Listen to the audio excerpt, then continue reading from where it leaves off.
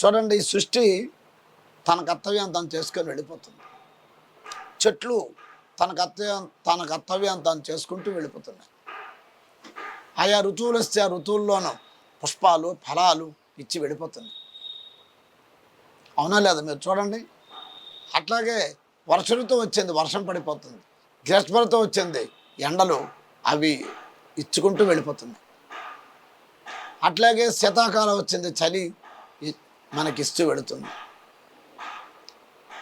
చూడండి, అసలు ఈ ఋతువులు వాటి కాలాలని తన కర్తవ్యం తాను నిర్వహించుకొని పెడుతున్నాయి.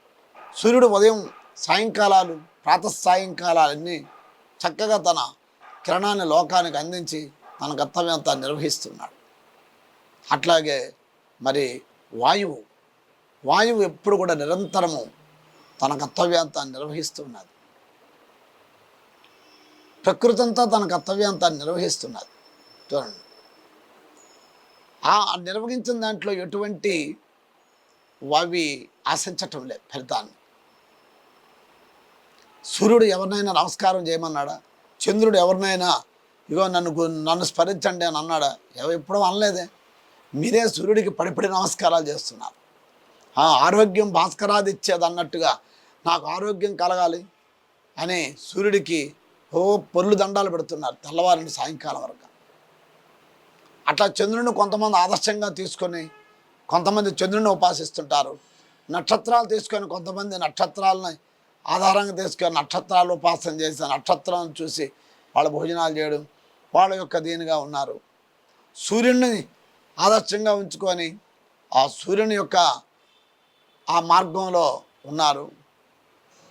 మరి ఇవన్నీ ఎందుకు అంటే నిష్కామ కర్మను ఆచరిస్తున్నాయి ప్రకృతి అంతా కూడా. మనిషి ఒక్కడే స్వార్థపరుడై నిష్కామ కర్మని ఆచరించటం లేదు. ప్రతి పని చేసినా తనకు ఫలితం కావాలని ఎక్కువగా ఆశిస్తున్నాడు. మన పెద్దలు ఇదివరకు పని చేసేటప్పుడు వ్యవసాయాలు చేసేటప్పుడు వాళ్ళు ఎవరిని ఆశించలే, భగవంతునిపైనే భారం ఉంచారు. ఇప్పుడు కూడా మన పొలాల్లో మన పల్లెటూరులో రైతులు వాళ్ళ పొలాల్లోని పంటలు వేస్తారు. వాళ్ళని అడిగితే ఇదే చెప్తారు, ఆ భగవంతుని కృపండి, మేము వేసాం, ఆయన అనుగ్రహం. మరి ఇన్ని రావాలా అని కేవలం అనుకోవడమే తప్ప ఆ భగవంతుని అనుగ్రహం ఉంటే మాకు పాడి పంటలు చక్కగా అభివృద్ధి అవుతాయి అంటారు. పూర్వకాలం పెద్దలు కూడా దేన్ని ఆశ్రయించలే, కేవలం ఆ ప్రకృతినే భగవంతుడిగా, ఆ పరమాత్మగా, ఆ జగన్మాతగా వారు ఆరాధించి ఆ ప్రకృతి అనుగ్రహాన్ని పొందారు. వాళ్ళు ప్రకృతిని వికృతిగా మార్చలేవాళ్ళు. ఇప్పుడు మన స్వార్థానికి మనకు ఎక్కడ లేని ఆశ, దాన్ని బట్టి ప్రకృతిని మనం వికృతిగా మారుస్తున్నాం. మనకి ఉపయోగపడకుండా మనమే చేసుకుంటున్నాం. ఆ కర్మ ఫలం మనం అనుభవిస్తున్నాం. ఇప్పుడు ఆ కర్మఫలం ఏమిటి? చక్కగా మన శరీరం శక్తివంతంగా లేకపోవడం, 40-50 సంవత్సరాలకే వృద్ధాప్యం రావడం, శరీరంలోనూ నరాల్లో కూడా శక్తి క్షీణించిపోయి ఉండడం, తినే పదార్థాలు శక్తివంతంగా లేకపోవడం, ఇదంతటికి కారణం ఏమిటంటే నువ్వు చేసిన కర్మ సరిగ్గా చేయకపోవడం వల్ల. నువ్వు చేసే కర్మను కరెక్ట్గా చేస్తే నీకు వచ్చే ఫలితం కరెక్ట్గా వచ్చి తీరుతుంది. దీంట్లో ఎటువంటి సందేహమే లేదు. అవశ్యం అనుభోక్తవ్యం కృతంచ అకృతం. నువ్వే కర్మ చేసావో ఆ కర్మ సంబంధించినటువంటి తప్పక నువ్వు అనుభవించే తీరవలసి ఉంటుంది. అందుకు కాబట్టి మన అంతఃకరణ శుద్ధి కావాలంటే నిష్కామ కర్మలు చెయ్యాలి. నిష్కామ కర్మల ద్వారా అంతఃకరణ శుద్ధి అనేది కలుగుతుంది. అంతఃకరణ శుద్ధి చేయడానికి కర్మలు. అంతఃకరణ శుద్ధి ఎందుకండి అంటే ప్రశాంతమైన స్థితి కావాలి. నీకు ప్రశాంతమైన స్థితి కావాలంటే నీవు అంతఃకరణను శుద్ధం చేసుకోవాలి. అంతఃకరణ శుద్ధి ఎట్లాగవుతుంది? ఏమైనా మన సర్ఫ సోపులు సర్ఫ ప్యాకెట్లతోనే, లేదా మనం వాడుకున్నటువంటి అనేక రకరకాలైనటువంటి సోపులు మనం వాడుతాం, పేస్ట్లు వాడుతుంటాం. మన అట్లాగే అనేక రకాలైనటువంటి స్నోలు వాడుతుంటాం. మరి వాటి ద్వారా అంతఃకరణ శుద్ధి అవుతుందంటే కాదు. అంతఃకరణ శుద్ధి నిష్కామ కర్మల ద్వారా అంతఃకరణ శుద్ధి కలుగుతుంది. నిష్కామం అంటే దేనిని ఆశించకుండా తన కర్తవ్యం తాను చేసుకొని వెళ్ళిపోవాలి. ఒక ఉద్యోగి ఉన్నాడు, ఒక ఆఫీసులో ఉద్యోగులు ఉన్నారు. ఉద్యోగస్తుడికి జీతాలు ఇస్తారు. ఆ జీతాలు ఇచ్చింది తాను, ఇది గవర్నమెంట్ వారు నాకు ఇచ్చారు నేను చేసినటువంటి పనికి అని ఆ వచ్చిన జీతంతోనే చక్కగా సంతృప్తి పొంది దేన్ని ఆశించకుండా ఉంటే అదే నిష్కామ కర్మ. ఇప్పుడు మనం అట్లా లేదే, ఎంత జీతాలు ఇచ్చినా సరే ఇంకా నాకు బయట నుండి రావాలా, అందరికీ, ఒక్కరైనే కాదు, మొత్తం వ్యవస్థే అట్లా ఉన్నది.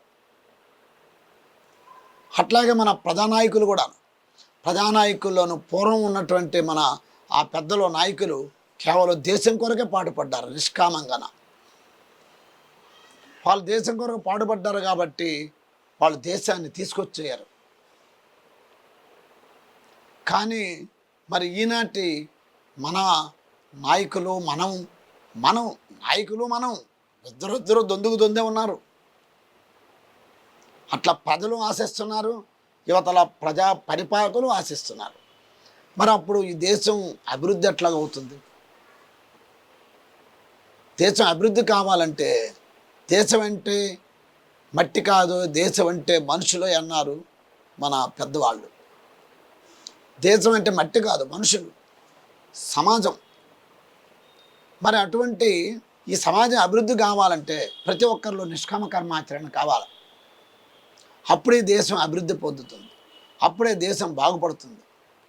మన గవర్నమెంట్కి ఇవ్వాల్సినటువంటి ఏవైతే ఉన్నాయో అవన్నీ మనం చెల్లించాలి. అట్లా మనం న్యాయబద్ధంగా ఉండాలి, ప్రజలు న్యాయబద్ధంగా ఉండాలి, పరిపాలకులు న్యాయబద్ధంగా ఉండాలి. పరిపాలకుల దగ్గర ఎటువంటిది మనం ఆశించకూడదు. అట్లా మన కర్తవ్యం మనం నిర్వహించాలి, వాళ్ళ కర్తవ్యాన్ని వారు నిర్వహించాలి, వాళ్ళు తన కర్తవ్యం తాను చెయ్యాలి. ఇంత నాకు ఈ ప్రజా పరిపాలన చేసే నాకు అవకాశం భగవంతుడు నాకు ఇచ్చాడని, ప్రజలందరికీ నేను రాజునయ్యే అవకాశాన్ని ఇచ్చాడని, ప్రజలందరికీ నేను ఒక ఎమ్మెల్యే అయ్యే అవకాశాన్ని ఇచ్చాడని, ప్రజలందరికీ నేను ఒక మినిస్టర్ని అయినటువంటి అవకాశం నాకు భగవంతుడు ఇచ్చాడనేటువంటి ఒక గొప్ప ఉదాత్తమైన మనస్సుతో ఆ యొక్క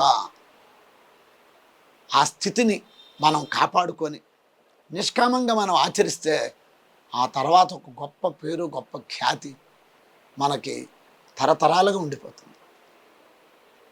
అందరికీ రాదు. ప్రజలందరినీ పరిపాలించడం అనేది ఒక కర్మ, అది కూడా ఒక కర్మే. ఆ పరిపాలన ఎట్లా ఉండాలా? ఆ పరిపాలన ధర్మబద్ధంగా ఉండాలి,